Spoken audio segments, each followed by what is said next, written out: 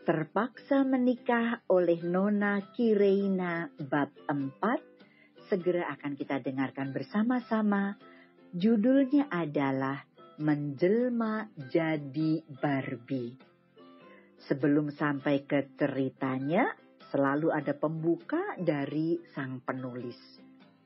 Hai, please jadilah pembaca yang bijak, jangan membandingkan karya novel ini dengan novel lainnya. Apalagi sampai menyebut merek dan membanding-bandingkan karakter pemerannya.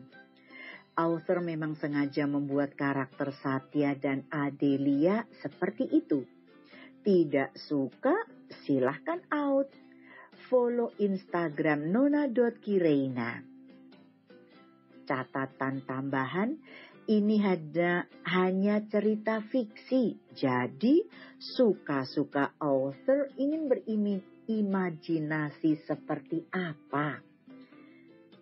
Oke, itulah pembukanya Mangatun Lovers. Segera saya akan membacakan cerita bab 4. Malam persiapan sebelum pagi menjelang. HP Adelia berdering, segera ia meraihnya. Halo, Adelia, teriak seorang pria di ujung teleponnya. Kak Ardian, kau mau menikah? Tega sekali kau meninggalkanku. Aku hanya melanjutkan pendidikanku selama setahun, tapi apa ini? Kau mengkhianatiku, Adelia. Kak, dengarkan dulu penjelasanku. Kumohon, aku tidak pernah mengkhianatimu. Cukup, aku sangat kecewa padamu. Tut, tut, tut. Kak Ardian, halo? Air matanya tumpah seketika.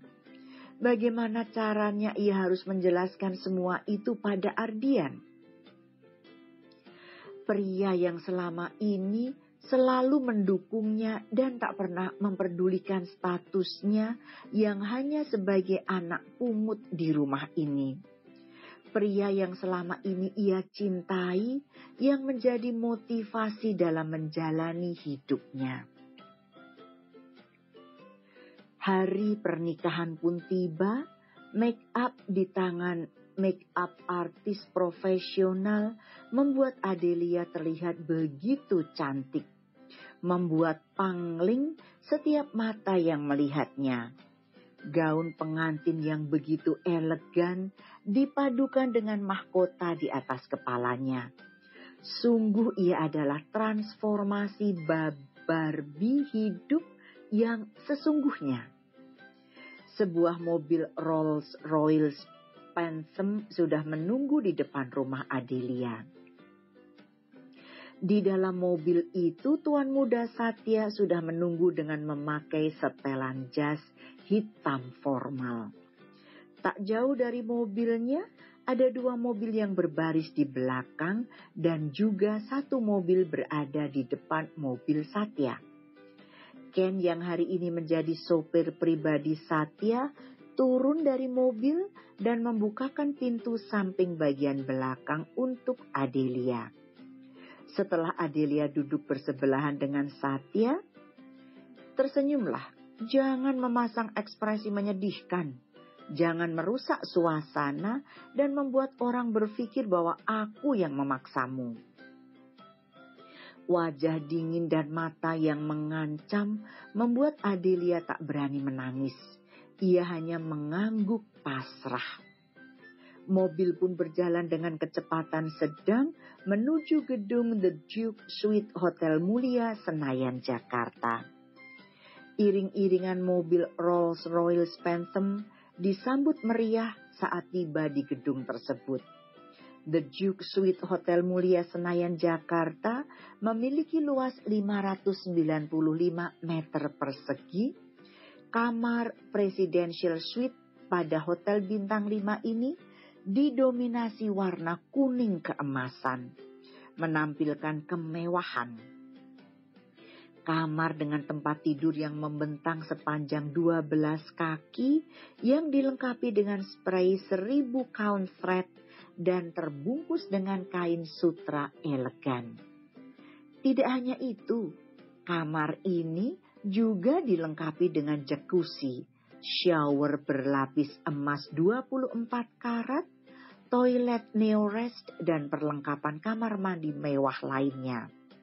Selain itu, kamar itu juga memiliki bantal Nancy Corsin edisi terbatas dan barang-barang dekoratif dari J. Strong. Terletak di lantai atas hotel, The Duke Suite menawarkan panorama kota spektakuler. Kamar tidur utama memiliki 3 jendela kecil yang mengundang kelimpahan cahaya alami serta menampilkan pemandangan Senayan Golf Course dan gedung-gedung pencakar langit Jakarta yang indah. Semua menyambut bahagia. Adelia memberanikan diri untuk menatap mereka. Ini pertama kalinya ia tak memakai kacamata. Make up artist memakaikannya soft lens sebagai pengganti kacamata. Pertama kali memakainya memang terasa aneh, namun ia tetap harus memakainya. Media berlomba-lomba mengabadikan momen tersebut. Pasalnya, selama Satya didaulat menjadi pria terkaya dan terganteng nomor 1 di Asia, justru gelar itulah yang membuat wanita manapun sulit untuk mendekatinya. Namun, kali ini ia membuat dunia gempar. Di usianya yang ke-30, ia menikahi seorang wanita yang tak sebanding dengannya. Banyak masyarakat yang berasumsi dengan pikiran mereka masing-masing. Adelia menggandeng tangan Satya, layaknya sepasang pengantin sungguhan.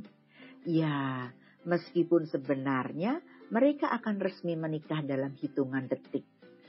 Pengucapan janji suci pun selesai, suasananya hening, tak satu pun yang membuka suara, terkecuali Pak Penghulu. Sebuah cincin melingkar di jari manis kanan Adelia.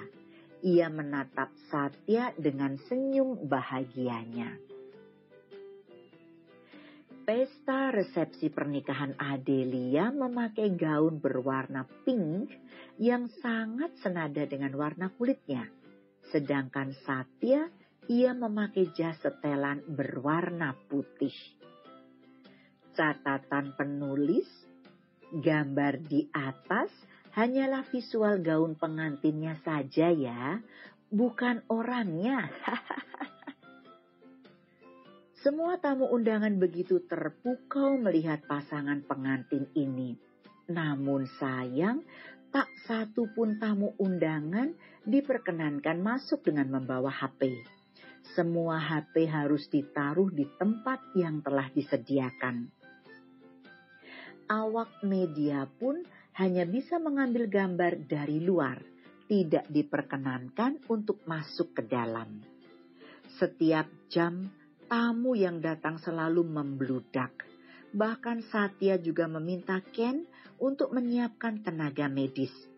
Pengamanan ketat dari kepolisian dan juga TNI. Pengamanan lalu lintas dari perhubungan.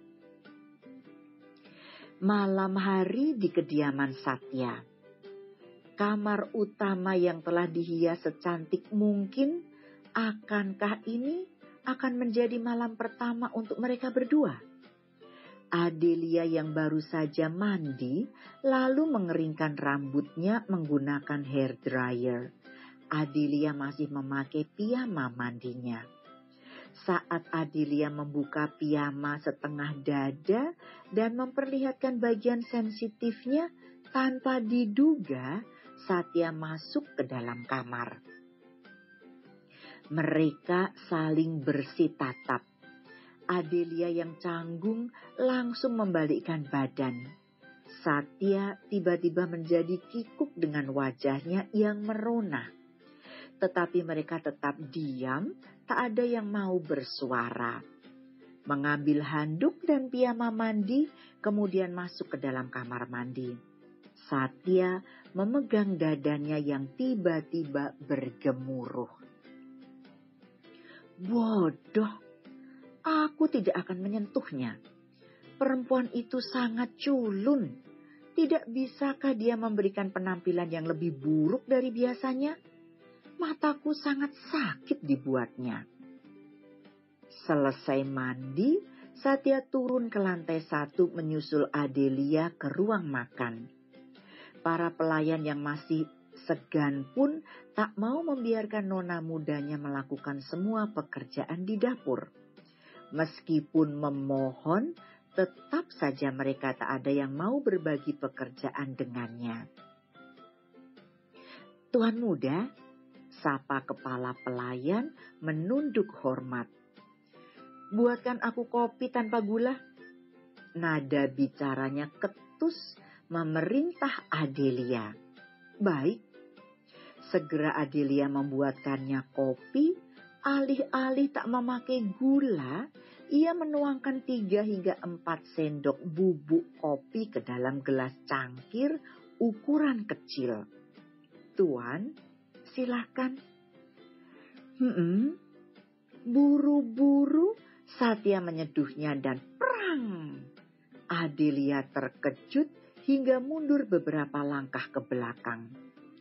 Satya yang emosi kemudian menarik rambut Adelia.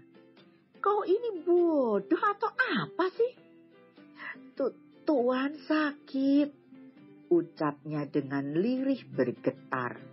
Sudut matanya mulai basah. Meskipun aku mengatakan tanpa gula, apakah kau sebodoh itu, Kau ingin aku meminum 1 bungkus kopi di gelas sekecil itu? Bruk.